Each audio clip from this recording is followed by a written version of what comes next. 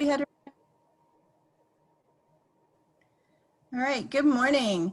What do you guys see the student view screen? Yeah. Yeah, okay, cool. I always double check because you never know. So welcome to Social Determinants of Health. This is going to be a great course. It's one that Ms. Clark and I are going to, it'll be just Ms. Clark and I teaching this one. And so we're excited about that. And I want to let you know that this is actually a brand new course. You all are the first ones to be taking this course. It is going to focus on, as first semester does, with health promotion, and also looking at social determinants of health, which we'll talk about a little bit later. And so it's really kind of, we're really kind of excited to roll this out to you. So what we're going to do this morning is I'm going to walk you through the modules and the syllabus a little bit, and then Ms. Clark's going to talk to you about the lab portion, because again, this is a theory lab course. And then we'll go a little bit into some of the material for today, and then we'll finish up with talking about your community project, your group community project.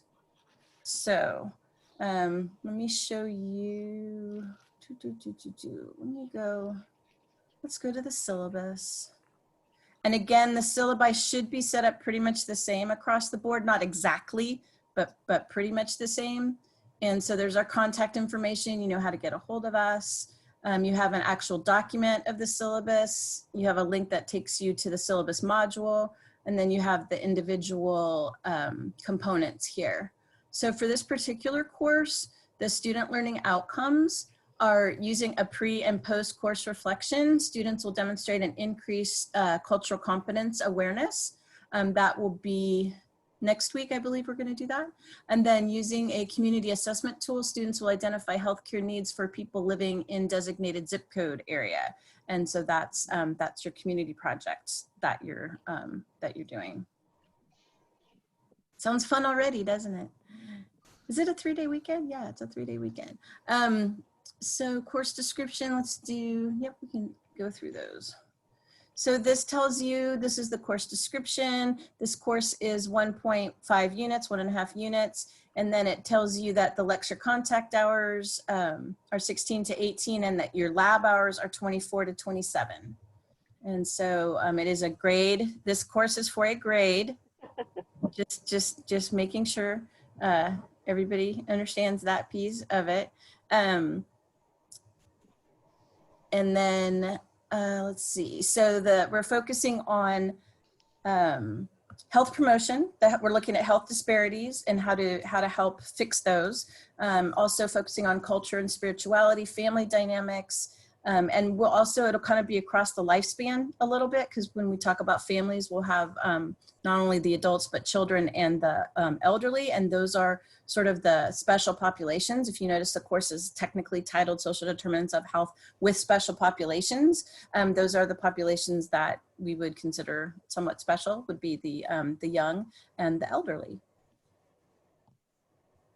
And then we're going to, caring in collaboration, our program learning outcomes where the focus will be.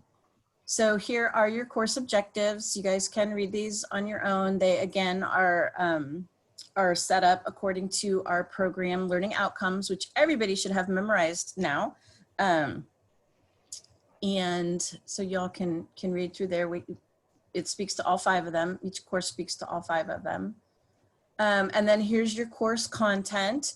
So again, we're trying to stay within the theme of the week, like professional identity was this week. But this course kind of goes a little bit beyond some of those things, just because we're in the community a lot.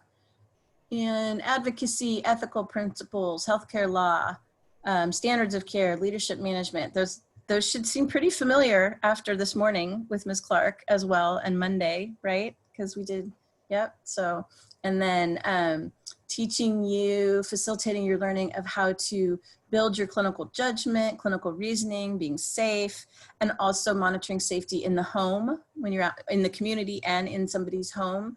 This course will hopefully you'll be able to do some tele-home visits because you're probably not going to be able, originally the course was designed pre-COVID to where you would actually be doing a home visit. You would have a patient that you took care of in the hospital and you would ask permission to go to their house and do an assessment and follow up on the discharge teaching that they received. So unfortunately we can't go into the house, but we can certainly try and either a phone interview or hopefully like a phone call, you know, like a Zoom or a FaceTime or something, to where you could actually see their house and talk to them about what things, you know, what resources they have available to them. All about the caring. There's probably a song about that, all about the caring. And then the collaboration. So in terms of working with the team, right? Looking at coordination of care, which is one of the themes at the end of the semester, talking about how do you get them from the hospital to the home safely with all the resources that they need. Also looking at, there's 1 or 2 assignments that will carry over from 46, where you're looking at women's health, you know, and carrying that over, I think week 8 and 9, that's Ms. Clark's weeks, the sexuality reproduction weeks, and carrying that over as well. And then all that kind of stuff. And then curiosity, looking at how do you document those types of things. Telehealth and technology, especially, big, huge part, you know, piece, which is kind of interesting because this course is almost perfectly designed for the time of a pandemic and the things that we're looking at. So it's really quite exciting, at least for us. It will be for you. And then lab content, again, is very similar to the theory content. It's just the actual doing of those things. So you can read through those. And let's see, let me find, you don't care about that. I mean, you do, but you want to know what work you have to do. That's what you want to know. So let's look at that. Oh, I know why, because that's, hold on 1 second. I don't know why I did that. Here we go. Make sure I'm in the right. Oh, oops, that should say 47. My bad. So grading, it's the same thing. Well, it's the NRN 46 series. So, right, so 46, 47, 48, and 49 all follow the same grade and point system, right? The A, B, C, D, F, and 70 for our program is passing. And sometimes the points available vary. Something might happen, usually after an examination, after an exam in case we nullify a question. There are no exams or quizzes in this course. Yay! But there might be some activities, for example, the home visit, where we give points, but it may not happen, right? We're hopeful that these things will all happen, but some things might not happen. So we'll adjust accordingly. And so the total points for the theory course portion is 225 and the lab is 275. So there's a total of 500 points.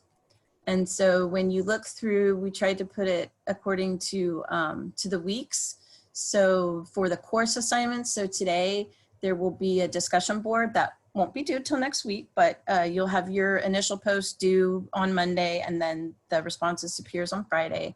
And then next week, we're going to talk a little bit more about communication and culture. And so you have some modules there.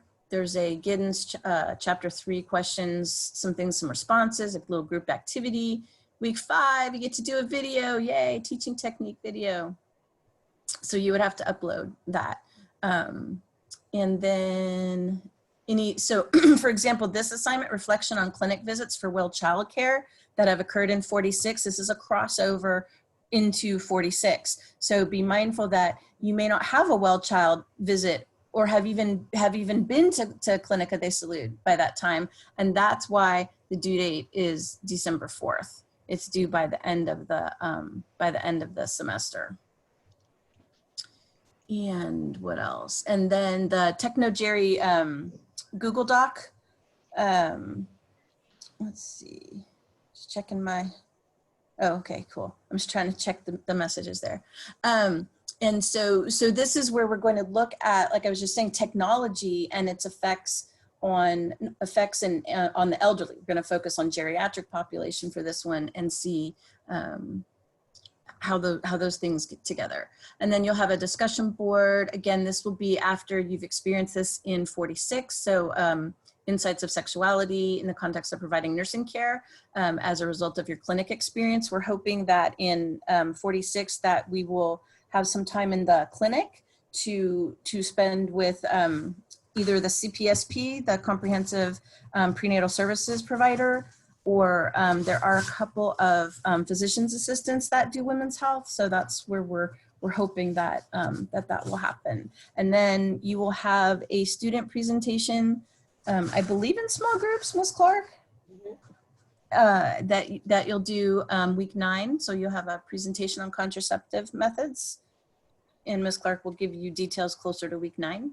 And then week 10, we're talking about infection, epidemiology, infectious diseases, that kind of thing. We're going to kind of we're going to do a little case study on measles there. And then there's a practice quiz, but it's not you taking the quiz, it's you writing the quiz. So you will be able to sort of write some questions, do a little, sometimes I think it's really good when students actually write questions, because that you have to think about, what do I need to know? How do I need to ask the question? And then case study, some answers for that. There's a discussion board that you have a choice between oral health or pediatric mental health, little pediatric focus there, some small group case study responses, and no class week 14 because it's Thanksgiving, yay! So total of 225. And then for the lab assignments, so these will run concurrently, right? You're gonna have probably a in-class assignment and a lab assignment due on the same days. So the group, your windshield group planning document will be due, and I'll show you where that is in a little bit. And then another discussion board on the cultural competency assessment, and then submitting the assessment.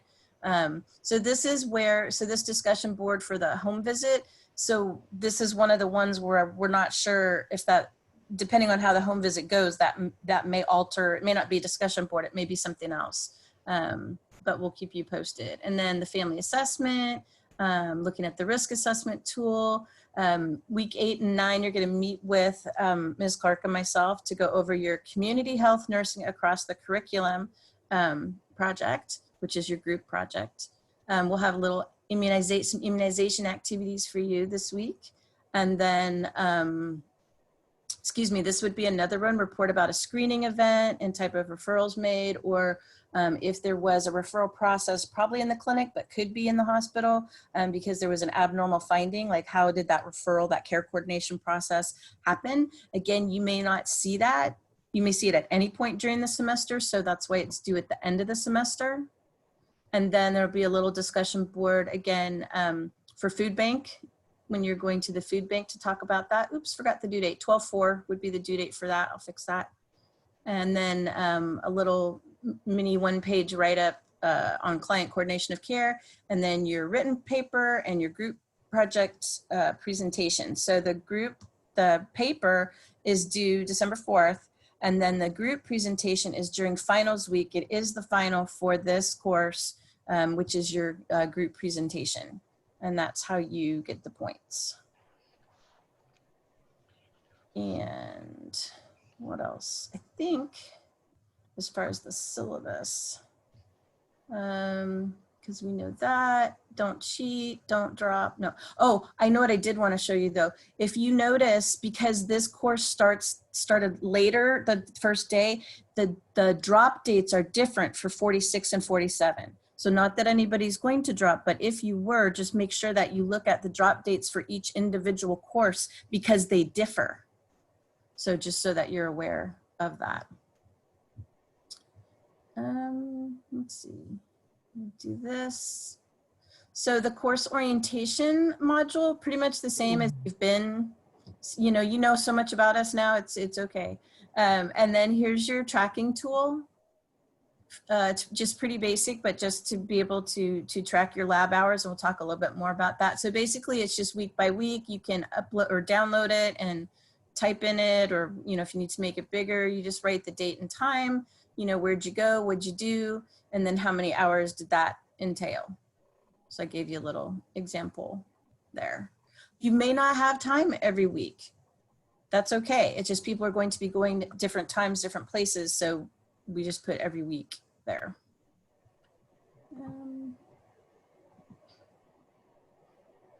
And then of course you have your syllabus module, right? It's the same thing that we just went over, but it's in a module format. And then you have the information for your windshield survey, community health nursing across curriculum. And this is one of those ones where you have to go like in order. The only one you have to mark as done is the first one, and then the others are just view. And then I also put, in this particular one, we put Bloom's taxonomy, the revised updated taxonomy there. When we talk about the prep sheet that you have to the group sheet that you have to turn in, this is it here, the prep sheet for conference with faculty. It's also in the assignment. All your rubrics are there, and we're gonna go over it in much more detail in a little bit. And then right now, let's see, let me do this, and then I'll turn it over to Ms. Clark. So we did that, we did that, we did that. So week 2, which is where we are, same type of setup. So this is the overview for or lesson for week 2. And we're talking about healthcare disparities. These are the outcomes for the week. So we're going to be talking about population health and disease prevention. I'll introduce you, I'll show you where to get to the 2020 and 2030 healthy people goals. And so the reading to do, because we felt like you had enough to do this week, so we didn't really make you read ahead. So read over the weekend. So you have chapter 42 on health promotion, 52 on health disparities. There are 2 little PowerPoints that go with it. They're not recorded, but they have the cute little know this kind of type thing. And again, you don't have a quiz, but it's still good to know the things that we say that you should know. And then you're going into your community health ebook. So we're not just focusing in one book. Remember, we're using all of the ATI books. So now we're going to be diving into the community health ebook a little bit. And then here's what we're doing today. And then we're going to go over some of these resources. We're going to look at the assignment. And here's tons of supplemental resources about social determinants of health. So these are there for you to look at, to get ideas of what to do with your community project, things like that. And so that would be, oops, I didn't put a link. I have to put a link, sorry. And then actually, if you close these, then they stay closed. Here we go. And then for the lab portion for this week, because we have to have outcomes for everything, this is where we're going to talk about the your community project. And so again, chapter 4, community assessment. This is a link to the module. And then we'll talk about your group planning sessions. And then there's a couple of resources there for you to look at. And I think, Ms. Clark, are you ready to do your portion? Yeah. Let me stop sharing. Stop share. Here we go. Hello.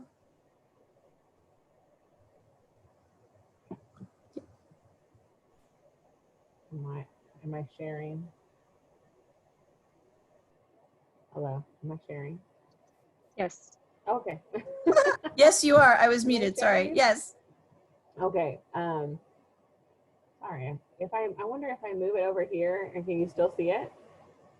Or it went away. This is me. Can you still see my? I see your sunset. It's really, it's probably a dawn for you, not a sunset. It's a dawn for sure. Let me put it. I want it on the screen, so I'm looking at it. Now if you can see it, right? Yes. Okay. So social determinants of health, we do have a lab component to the course. And so there are beginning opportunities now, and then there'll be opportunities that we're getting new opportunities all the time. And so I know I'm a planner, I get it. And I know you want to organize your life. And so, and also, so you're going to have to be flexible. We have a few that are going to start, and if new opportunities come in, I'm going to put them up for availability for sign up. So under course orientation, I think I'm going to put them right under community outreach opportunities. And this is, and they're all on a Google Doc. So you can sign up, and you remember when you sign up, so this is the food bank. So hopefully all is well. Yeah. And so it will go in here and it will tell you. So Tuesdays on all these dates from 2 to 3 at Sherwood Elementary School in Southwood Street, Salinas, we will have 4 students from Hartnell that need to come at that time to do that. So you're thinking, oh, well, I have clinical Tuesday. Well, you do, but you also have beat tests, which gives you flexibility. And then sometimes if you're in the morning clinical and you want to just tack it on because maybe you're in Salinas and this is in Salinas and you want to stay and not have to just come out for an hour to do the food bank, you can tack on going. And so it starts the week you guys start clinical, and you have to sign up in your group, meaning let's say Hugo decides he wants to go on the 15th, then you have to only be with that group of people. So it's A team, early birds, the night owls, Clemmy Fowls, you guys sign up together. And then Ms. Ollinger, can you keep an eye on my chat? Thanks. And so we have one on Tuesday at Sherwood School, and as you can see, it goes through basically till the end of the semester. And then if you go down, we have our second location, which is on Wednesdays, and it's at Natividad Elementary School, and it's the same time frame for students. So these are consistent because you will need a total of 24 to 27 hours in lab. And so it's not just doing these experiences, it's going in your community, it's doing research in your community. You're going to use that compartment tool that we have for you to track your lab hours in this course. So you're going to have, this course has hours and the food bank is for 47. And so you guys can collaborate as a group and figure out what kind of works best. And it gives you an opportunity to go twice. So if somebody, you at least want you to go once for sure, but it gives everybody an opportunity to go at least twice through the semester. Okay. Questions about that? Anyone? So you coordinate, it gives you what do we learn today? Autonomy for you to choose when it works for you. On working with your schedule, your group, figuring out when it works for you and putting this in.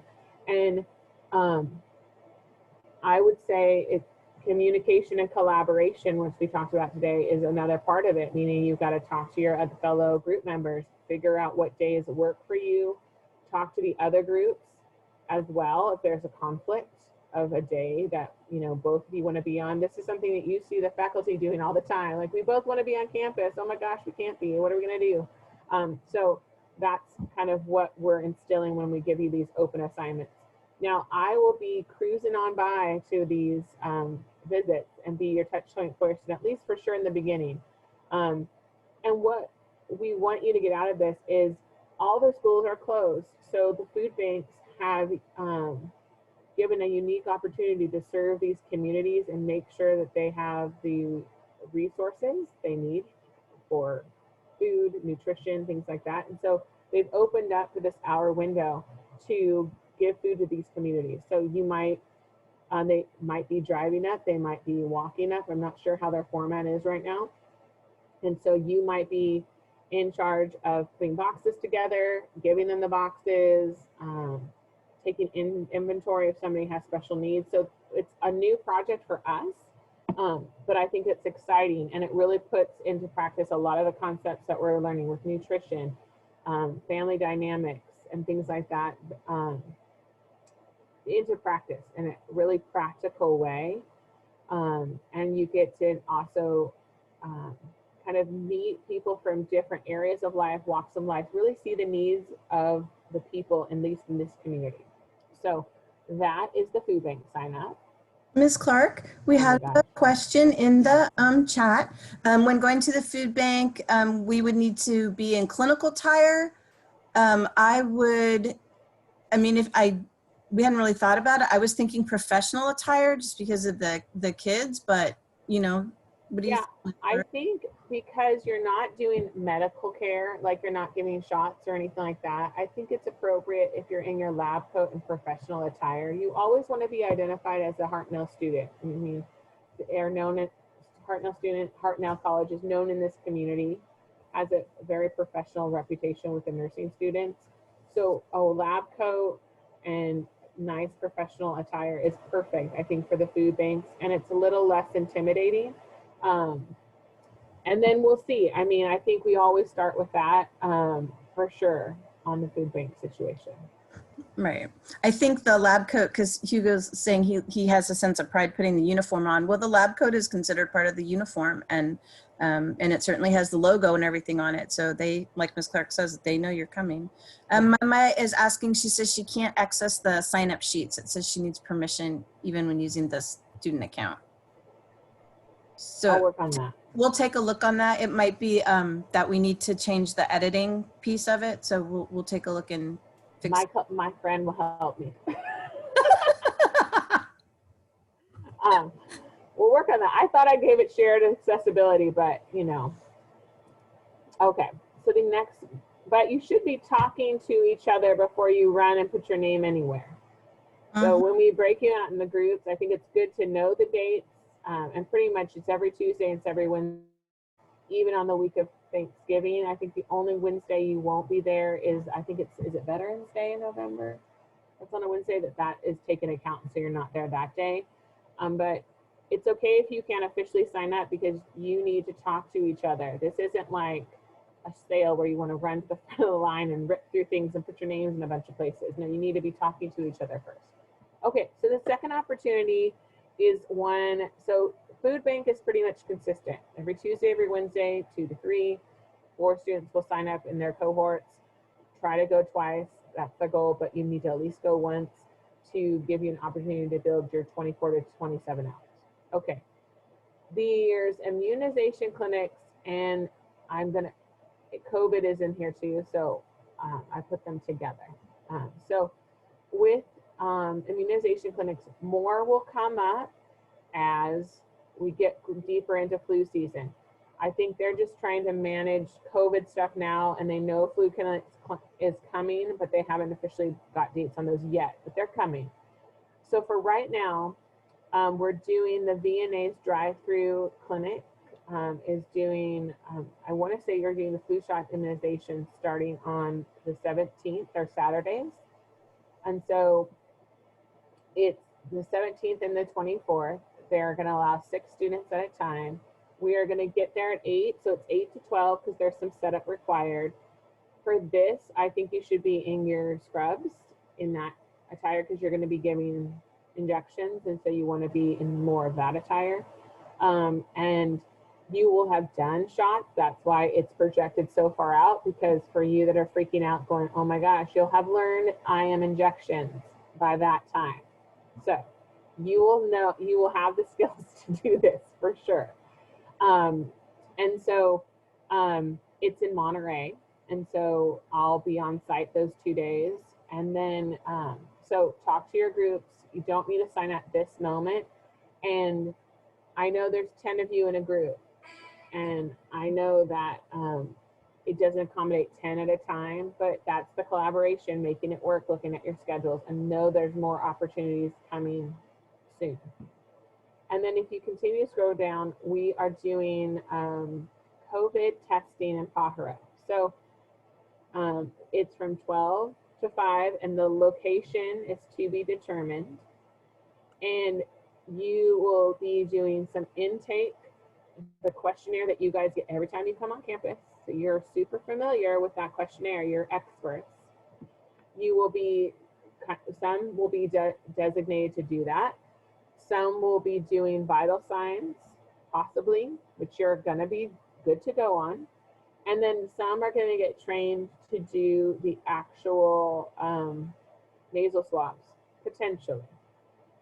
When we do COVID testing clinics, you need to bring your N95 mask because anyone could be positive for COVID. So we are treating it more of in that situation. So N95. We don't know yet if they're going to be providing us with that extra equipment PPE. And so I'll get more of that information coming. If not, I'll kind of discuss and see what Hartnell's PPE is, because I know you guys will need your N95 every time you go to the clinics. And so we're going to try to see what resources we have so we don't burn through your skills kit. And I know that that's a concern that a lot of students will have, like re-wearing the N95s and things like that. So this location kind of came up. We kind of tweaked it. It just got added last night. And how it will probably work is I will put an announcement, and then I'll probably change this to immunizations and COVID clinics, and give you opportunities to sign up, and I'll put an announcement to the whole class. And so you guys can take opportunities. So there are going to be more to come, don't panic. And you're going to have more opportunities to do hours in your community. So I know you think, oh my gosh, 27 hours or 24, 27 hours. How are we going to get all done? We're going to walk you through a lot of it, but we want you to at least have an experience in immunization clinic, go to the food bank, see kind of what's out there. And then we're going to put you in your communities, and you'll be able to get a lot of time interviewing your community, and we'll be discussing that, I think, right after this, kind of the project in general. So before I give the Ms. floor back Clark, sorry, yes, there's a question in the chat. I feel like we're like on the radio, you know. we are. Okay. Do we need to pass? Buena would like to know, do we need to pass a skill in swabbing first before doing it? No, we will teach you. So I believe the functionality of what they require is, it's probably like I'm signing off on doing COVID testing. So I believe all of them are nasal swabs, and you will be doing it in pairs. So typically when you do a swab with somebody, you guys are paired with each other. One person's kind of doing the swab, the other person's helping with the collection. So always you're paired up typically. And so you're usually going to see one, do one, teach one. That's the life of it. And it's not a difficult thing to do. And so I will ask that specific question when I touch base with them again, and see, because they may say those are the potential opportunities where the students can be. And so I will, if they haven't set up the ability for you guys to learn it, I'll probably just post something on how to do it, like a little guide to do nasal swabs. So you can have that as kind of like your reference point. And then I will be on site. So if it's a matter of I'll do the first swab, everybody watch me. And then walk you through it, that's fine. So most of these events, unless they get too big, you'll see me at your community events, bebopping in the community, that's where I'll be. And so the other thing is, I know when you go to the clinics, they are also doing COVID testing at all the clinics that you're assigned to in 46. And so we may utilize those COVID clinics in the future, just depending on opportunities and things like that. So if you wanted to see them in practice, because you're already going to be wearing your N95 when you're at the clinics, if you wanted to go out and see how they do it and kind of like explore the curiosity element, is to go out and see, like, oh, how do they do the clinic? How are they doing the COVID testing? So you can kind of be a little bit more of an explorer in that way, and that's fine as long as you explain what you get permission within the clinic. Yeah, there's a whole, we just learned yesterday that there's a whole process for doing that. So we'll have to, Ms. Clark and I will talk and see if we think it's a feasibility to be in there, or maybe to just observe. Any more questions in my chat? So remember, more opportunities are coming forward. These are the beginning ones. Just like anything with COVID, all these community resources that normally have their flu clinics scheduled and locked in have to adapt to COVID testing, kind of this dual pandemic situation. COVID testing, the flu clinic, what are we going to do? They've been pumping these COVID clinics along, that all of a sudden now they have to think, oh goodness, the flu clinics, we have to get organized with that. So when we get updated with opportunities, and we're also very conscious of your schedule as well. And driving. I know Pajaro is a little, sounded super close. So if you're in Santa Cruz, you're probably like, woohoo, Pajaro. Like it's closer than Salinas. But if you're like me, it's farther away. So I'm in Seaside. So we're be mindful of like we're trying not to send you down to South County, like Chular or places like that.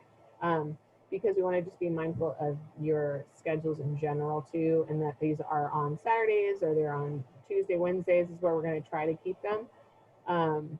Just because we know that you have beat tests on those days and there's a little bit more flexibility with your schedule on those days from our viewpoint. We have a question from John. Do you recommend we wear face shields for the swabbing? Absolutely. You have to wear a face shield and goggles with the swabbing. Usually the best is a face shield and the mask, like the N95. And so, like I said, if we're putting you in to do a COVID testing, we're gonna make sure that you have the PPE that you need to be protected. Like part of our roles as instructors, just like you guys are gonna become nurse advocates, we are student advocates for you. And so we understand what you need to feel safe. And so we're already asking those questions. And so as it gets closer, we'll have a clear idea. And if it's, we need to get that for you guys because they don't supply it, we're not going to make you go somewhere where you are vulnerable in the sense where you don't have what you need and you can get, you know, potentially higher risk to get something. So just know that we are aware that when you're COVID testing, they usually want you to wear a disposable gown that you just wear the whole time because you take it off when you're done. And usually you're N95 and a shield and gloves. And so typically that's kind of your standard, what you see when, but you're not changing your gown with every patient because you're not touching patients. It's more for your protection. And then you're just changing your gloves a lot. So that's typically the setup. But like I said, once we get closer and we have that information, I'll make sure that you guys know exactly what you need and or what we need to give you for those locations. And for the immunization clinics, they sign up for that as well as the COVID screening? Yes. Okay, and are there guidelines for who's like a particular group or family? We know there's only kind of like 3 opportunities right now to go. And so we would love, I misspoke. So it could be one or the other. We want you to do either a clinic, immunization, or the COVID testing. We probably only will have COVID. We don't know how much more COVID testing centers they're going to be, and then they might switch all to flu shot. We're not sure how the community resources are going to go. But at this point, I would say, since there's 3 opportunities, and I was hoping we would get one more so there'd be a little bit more equity between the groups. But for right now, this is all that we have at this point.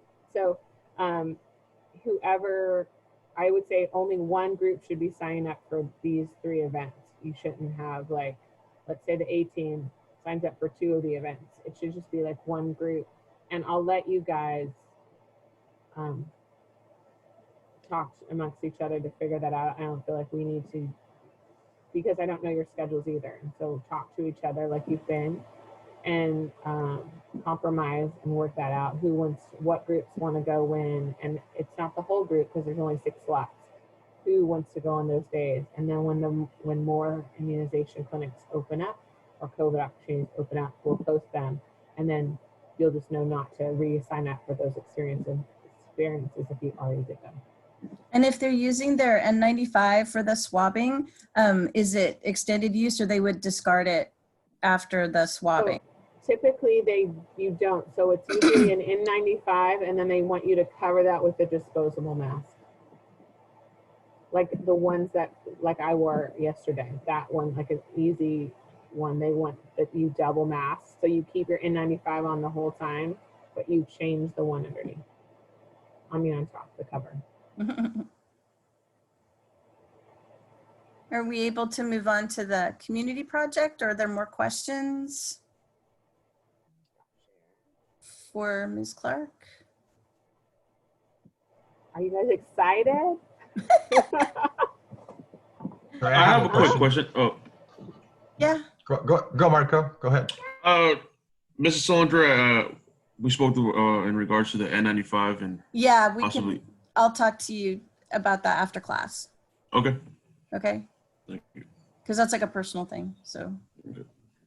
So my question is just to be clear. So one group can just sign up for one event, and then, from my understanding, not all of us will be able to go to that event. So then more will open up later on, and then the Yeah. rest of the group will be able to go. Is that correct? Yes. Yes. So like we have 3 opportunities to say, Admir, you're with the clinic pals, right? That group. So let's Right. say you guys decide to go to Pajaro.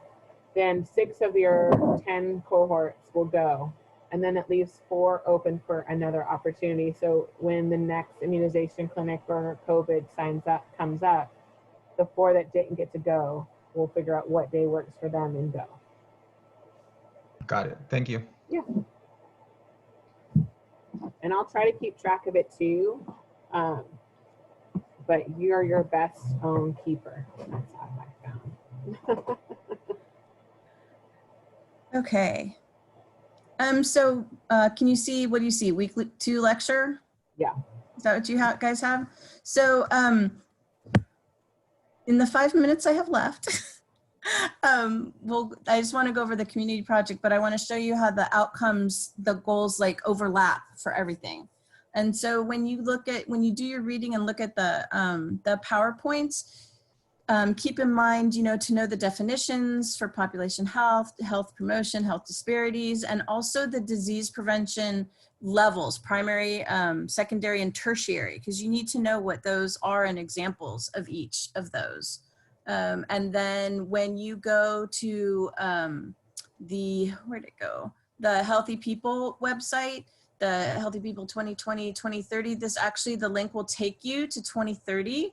But you can also, if you go right here, leading health indicators, you can go to leading health indicators, and it will give you a long list. Like, here's all the topics here. Here's the social determinants under those topics. So these are all things that you can look at when trying to pinpoint what you might want to do for your community project. And then your assignment for lecture is the discussion board. So you're supposed to reflect on your thoughts and your passions about meeting community needs, right? There's a reason you want to be a nurse, right? So answer the questions. What's your passion? Why do you want to be a nurse? How is this going to help you meet the needs of your community or another community? And then it specifically asks you which LHI, leading health indicator, that I just showed you in that other website, which ones appeal to you, and which social determinant piques your interest, what gives you interest there. And then you need to respond to 2 peers, and how do the passions compare, like a compare and contrast, or similar, different, and then how, how do your leading health indicators and social determinants of health, match up, not agree or disagree, because it's what you feel and what you're passionate about, but just to look at that. And then Ms. Clark, if you can keep track of the chat, because okay. And so now for the lab portion, this is where the project comes in. And so we're looking at the windshield survey and figuring out what area that you want to, what zip code you would like to do. So one of the things that you're going to have to do is stay in your family to do the project. So you have an option of all 10 of you being a group and having a community. Communities can be, Santa Cruz, it can be, certain zip codes in Monterey. Salinas has several zip codes. Chinatown, it would be nice if a group would take Chinatown. And what I can do is put up a Google Doc, or you guys can Zoom each other so you don't overlap with your zip codes. I can't remember what the other one was that we were thinking. Chinatown for sure. And Castroville, because they have some really cool projects going on. And so what you need to do is to turn in the group planning document. Now, this isn't due until next week. So pull it up there. So you have time, and any time that your group spends meeting is time that counts for lab. So this particular lab, if you will, is approximately maybe an hour and a half. So just keep that in mind. And so what you're going to turn in is the group members, the community, the zip code community that you've chosen. And then, you know, looking back at those documents on community assessment, those resources, what's your approach going to be, and what are different people in your group going to do initially? And then at least 10 questions or aspects of the community that are going to direct your assessment. Like if you're, you know, if you're looking at Chinatown, for example, you know, what are aspects of the community? What do you want to know? What do you want to look at? Those types of things. And then the actual, there we go, yay. So this will actually take you to the module, hopefully. Yay, it did. And let me show you, see if it'll let me go there. Yay. Oh, I'm not in student view, of course it will. So this is called Community Nursing Across the Curriculum, the evolving role of the nurse, because we are moving from acute care into the community, right? That's even what we're doing now with COVID going on, right? We're in the community, not so much in the hospital, except for the very sick. So for the first semester, your goal is assessment. We're going to talk about, I was hoping to talk about nursing process today, but we'll do that probably next week in clinical. I'm hoping to have next Wednesday, by the way. I'll confirm for sure and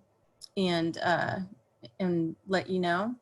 So this runs through just the sort of the history, healthcare, the community health nurse, the public health nurse, talking about how we're positioned to contribute, like we can have transformative change going. So the first semester you assess, and then second semester you're going to analyze and plan. So for the third semester, you're actually going to implement a community resource or plan or some intervention in the community to help reach the goals that you've previously set, and then evaluate the effectiveness of what you've done. So basically you're going to assess in the first semester. In the second semester, you're going to continue to assess, but you're going to bring in community partners and develop relationships with them so that by the time third semester rolls around, you'll actually be able to implement at some point during that semester a project, some kind of community event. I know I'm running tight on time, my apologies. This shows you. It starts at 11 though, so I think you got 10 minutes, right? Yeah, but they should have a break in between. So, well, it is recorded, so you know, you'll have that option as well. I'll just keep talking. So this shows you how the student learning outcome for the project rolls out across the 3 semesters, and it also identifies for you which end of program learning outcome that it matches, right? Because you know that, and so then these outcomes all match up with a program learning outcome. And there's the references, who cares? So what you need to do is attend an in-class orientation, which this is kind of, again, we can go over it on Tuesday and Wednesday. And then you're gonna divide into groups, which would be your families. Ms. Clark and I were talking, because 10 people is a lot, but it's very doable.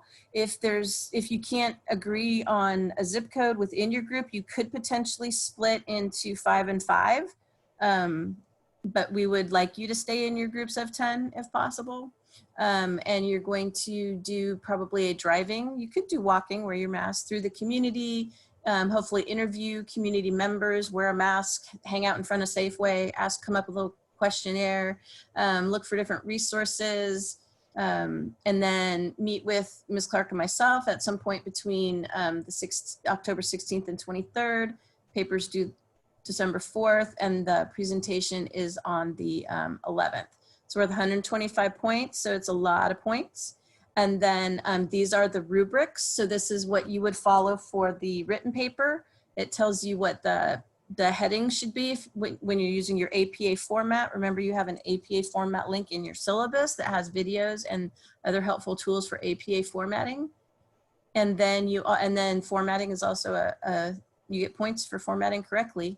And then this is the description for the group presentation. So what you're going to present, you're not just going to read your paper. there's other specific things that we want you to talk about in the presentation. And again, we can have time in subsequent weeks to review that as well. And then you also have your the planning sheet that you're supposed to turn in.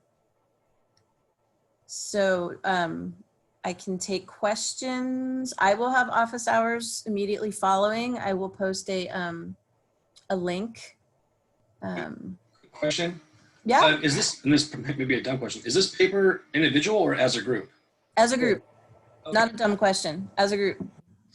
Because you're a group, and therein lies the communication, collaboration, a lot of caring, right? And that's why there's some different checkpoints, right, to keep everybody on the same page.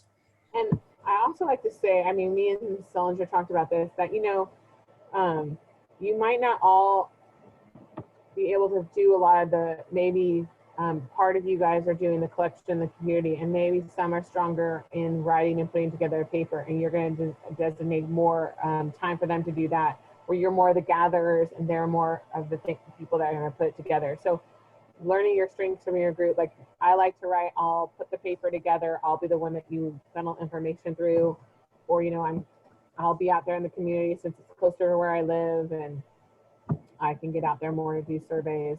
That's kind of how we like to see that that collaboration happen. I think it works well, and it's worked well in the past in other groups. For sure. One quick question here. So we're going to stick with this group for the next 2 years. This is going to be an actual project we do. Yes. Wow, Yes. that's exciting. It's very exciting. Like, we haven't really, I mean, we implemented this, I think, 2 years ago, and it really, it's really quite interesting because the community gets to know you as a group. Like I said, Chinatown, like they're expecting Hartnell students to be there to help with the classes, some of the classes that they provide, or in Castroville, or Spreckles is another one. There's Spreckles at the Castroville. I think they were doing a garden, and Spreckles, they're trying to work with the school system to do some safety education for the for the elementary school children. So it's really kind of cool to be able to watch the growth, like to assess and revise and plan, and then have a product at the end of it. And with COVID, I'm not quite sure, so we'll have to just sort of take it step by step. But talk to the third semester students as well, because, you know, they have some communities that they're in already that you may want to you know, to not tag along with, but like Chinatown's one of them. Not everybody jump on Chinatown. I think what I'll do, like, what would work best, to put up like a Google Doc, or how do you guys want to figure out who gets what zip code? Google Doc? Google Doc. Okay. Google Doc. I will do that. I can put a list of like suggested communities, or ones that they've done that have been done in the past, and then you guys can flip coins or whatever it is. Ms. Clark and I stay out of that. You just come to us and say, yes, this is what we'd like to do. People have in the past split zip code, split areas. So like Salinas has more than one zip code. So really you're going by a zip code. We also have 2 groups that were in Santa Cruz in the third semester students. They focused on different, well, there was 2 separate zip codes, and they also focused on different things. So there is a possibility, should we approve it, that you could potentially, you know, both be in Santa Cruz or both be in Salinas or something, as long as it's different zip codes. And I think correct me if I'm wrong, Ms. Solinger, but you don't want to do the same project as a third semester. So if you do choose to go into Castroville or Spreckles or Santa Cruz, you're going to have to do some communication with the third semester. If they pick doing a garden, that's great. You're going to supplement what they're doing with something else that you guys choose yourself. You're not tagging along with them and doing their same project. You're doing a completely different focus. Because it might have, especially with COVID, like things might have changed. The priorities or the assessments that you do may differ from what they did a year ago. The world is different than it was a year ago, and that is for sure. Mm-hmm. So I'm going to stop the recording.